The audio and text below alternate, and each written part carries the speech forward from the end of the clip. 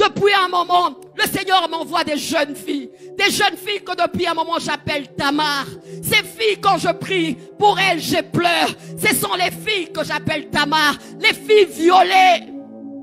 Les filles abusées. Les filles qui gardent ce secret dans leur cœur. Elles ne savent pas en parler. Elles ne peuvent pas s'épanouir. Leur vie est détruite par qui? Par des hommes comme eux. Leur vie est détruite. Pourquoi? Parce qu'il y a juste un homme. Il y a juste un frère. Il y a juste un cousin qui la trouve belle. Et ce frère, ce cousin, ce leader abuse de sa faiblesse. Oh, si tu es Tamar et tu as rencontré des choses comme ça, ne déchire pas ton vêtement. Jésus peut te guérir. Jésus peut te restaurer. Jésus peut te relever. Que l'homme ne te détruise pas. Ta destinée n'est pas entre les mains d'un homme. Ta destinée est entre les mains de Dieu. Les hommes méchants. Quand je lis ce passage, la Bible dit, elle déchira son vêtement. Elle déchira son vêtement. Parce qu'en Israël, les filles bien-aimées, la virginité, mon Dieu, c'était tout ce qu'une fille pouvait avoir. Et c'était la fille du roi. Ma Bible me dit qu'elle déchira ça. Mais le problème, ce n'était pas forcément Satan. Ce n'était pas forcément de sa faute. Mais c'est un homme. Homme, s'il te plaît, si tu le fais ou si tu as l'intention de le faire, pense à la destinée de cette jeune fille et laisse-la tranquille. Vas-y trouver une femme consentante. Parce qu'elle aura ce poids toute sa vie. Parce qu'elle aura ce poids. Certaines tellement blessées qu'elles ne pourront pas se marier. Pour certaines tellement blessées. En Afrique, elles n'arrivent pas à en parler. Mais c'est causé par qui? Juste par un jeune homme. Poussé par quoi? Par des pulsions. Satisfaction de quelques minutes. Mais prêt à faire quoi? À détruire toute une destinée. L'épreuve pour cette jeune fille. L'épreuve pour cette jeune fille. Bien-aimée, enfin, la souffrance communément appelée épreuve. La souffrance communément appelée épreuve. Des temps difficiles, des moments terribles. Mais au fond, c'est Dieu qui nous fait passer par là.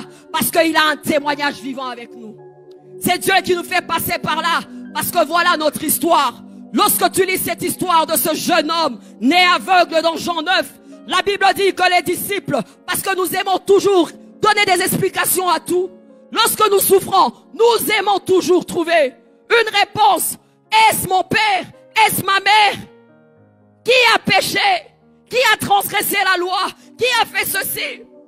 Il demande à Jésus, mais pourquoi ce jeune homme est né aveugle? Ses parents ont-ils péché?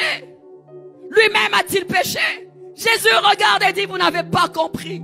Ceci, c'est pour manifester la gloire de Dieu.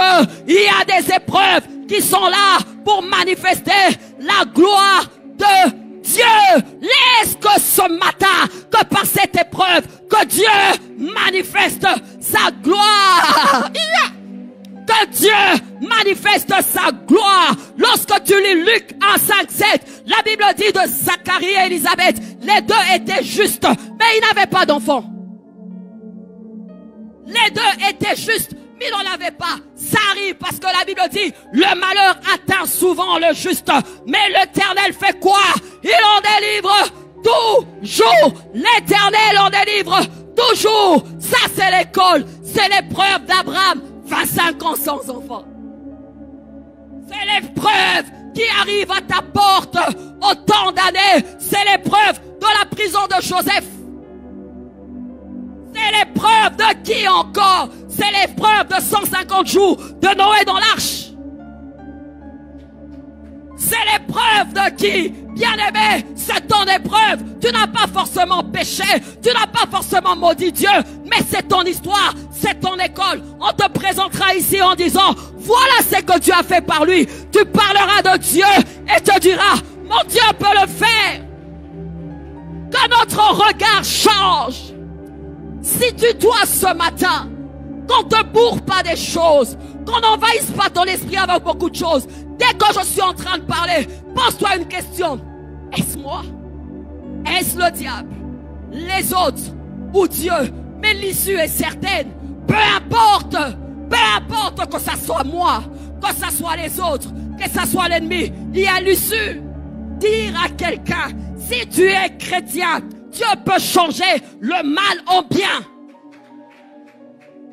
Dieu peut changer le mal en bien. Joseph regarde ses frères. Cette fois-là, il ne fuit pas. Cette fois-là, il n'est pas en colère. Il dit, oh, soyez calme. Oh, vous m'avez fait des choses. Mais Dieu a changé ce mal en bien. Que ce mal devienne un bien. Le bien, c'est le témoignage.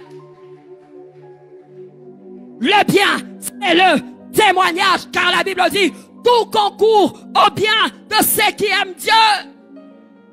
Tout, lorsque je manque, tout, lorsque je n'ai pas, tout, lorsque j'ai un défi, tout, lorsque je suis stérile, tout, lorsque j'ai cessé, tout, ça concourt à mon bien. L'épreuve est aussi un gift, l'épreuve aussi par là, ça fait mal, mais ça te travaille. Dieu ne passera que par ça pour manifester sa gloire. Il y a des gens qui sont avec moi. Il y a des gens qui me comprennent. Petit à petit, nous y allons parce que nous sommes plus que vainqueurs par celui qui nous a aimés. L'enchantement, la divination ne peut rien sur nous. Oh, Dieu ne tient pas compte du temps d'ignorance. Oh, Dieu, il te restaurera les années qu'on dévorerait la sauterelle. C'est réel, c'est la Bible. Équilibrons les choses. Équilibrons les choses. Si tu es un bon lecteur de la parole, tu te rendras compte qu'il y a toujours des versets favorables qui vont t'aider par rapport à ta situation, par rapport à ton cas. Il faut te situer en priant là, dis Seigneur, aide-moi si c'est de ma faute. En priant là, dis Seigneur, si c'est le jour que tu en as le pouvoir. En priant là ce matin, dis Seigneur, je te donne ça pour que tu manifestes ta gloire. Je te donne ces béquilles pour que tu manifestes ta gloire. Je te donne ces 9 ans pour que tu manifestes ta gloire. Je te donne cette situation pour que tu manifestes ta gloire. Il y a Dieu. Acclame Dieu.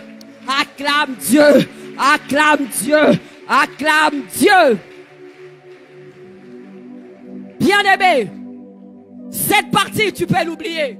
Mais note aussi cette deuxième partie. Lorsque j'ai parlé pouvoir du temps, mais pour moi, j'ai dit temps d'épreuve.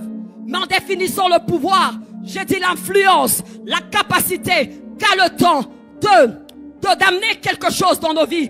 Et moi, je parlais du positif. Certaines personnes me regarderont et diront que c'est vrai. Des fois, l'épreuve amène des choses négatives. Je le crois. Je suis adulte, je le crois. Certaines personnes, pendant l'épreuve, elles sont aigries. Je le crois. Certaines personnes, pendant l'épreuve, sont désespérées. Je le crois et je compatis. Certaines personnes, dans l'épreuve, entrent dans une spirale des questions sans réponse. Je comprends. Certaines personnes, quand elles passent par l'épreuve, elles se disent, Seigneur, pourquoi les autres et pas moi? Je le comprends. Mais j'aimerais te dire, aujourd'hui, prends ces 3 éléments. Et aujourd'hui, change ton attitude. Aujourd'hui, change ta façon de voir ce défi et ce challenge. Parce qu'au début, je t'ai dit que la vie de l'homme était censée s'agiter. Au début, je t'avais dit que c'était inévitable. Au début, je t'avais dit que cette épreuve, bien-aimée, peut aussi profiter à ta foi, peut profiter à ta marche avec Dieu. Alors si tu me demandes quel est le premier élément, bien-aimé, en adulte sans trop réfléchir, je me suis rendu compte que l'épreuve nous brisait. L'épreuve nous brise, pourquoi? Ça te montre ton côté vulnérable. L'épreuve te montre ton côté humain. Lorsque tu perds un être cher, quoi que tu sois riche, tu te sens incapable. Lorsque tu manques un mariage, quoique belle, tu te dis qu'est-ce qui se passe là?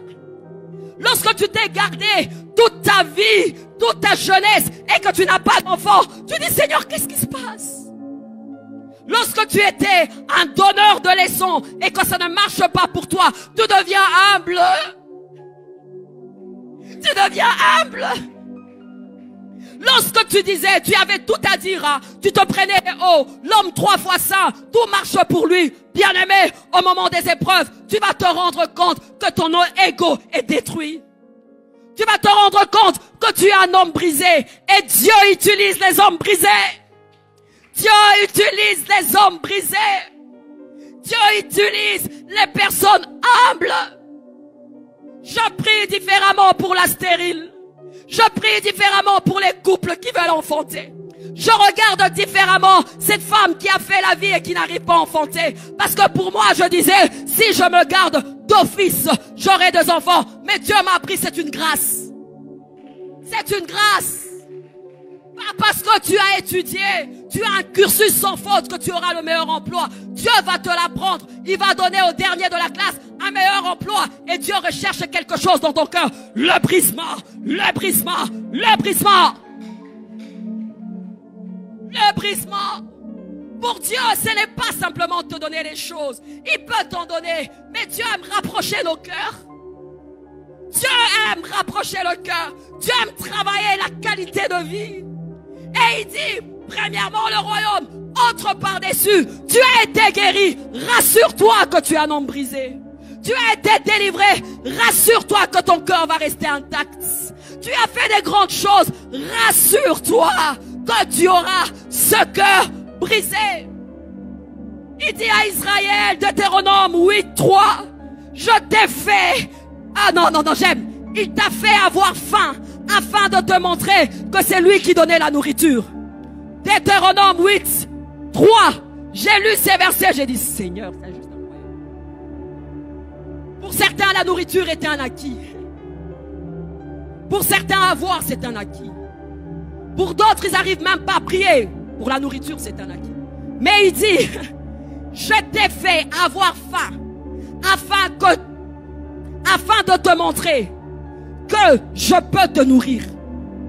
Afin de te montrer que c'est moi qui donne la nourriture. Il dit à Israël, je t'ai fait passer par le désert afin de faire quoi? D'humilier ton cœur. D'humilier ton cœur. De travailler ton cœur. Il y a un travail que Dieu est en train de faire. Il y a un travail que Dieu est en train de faire. Il y a un travail que Dieu est en train de faire. Il y a des leçons que Dieu est en train de donner à un homme. Il y a des leçons que Dieu est en train de donner à une femme. Il y a l'école de la patience que Dieu est en train de donner à un homme. Il y a l'école de l'humilité que Dieu est en train de donner à un homme. Il y a l'école où tu ne vas pas te comparer parce que tu vas comprendre que si Dieu a donné à l'autre, le Seigneur est en train de travailler pour que moi j'obtienne mais après. Dieu est en train de travailler pour que tu ne te compares pas. Dieu est en train de travailler pour que rien ne soit un acquis pour toi. Dieu est en train de travailler lorsque par toi, il fera des miracles de prodiges. Que tu dises, là c'est Dieu parce que je suis un homme vulnérable.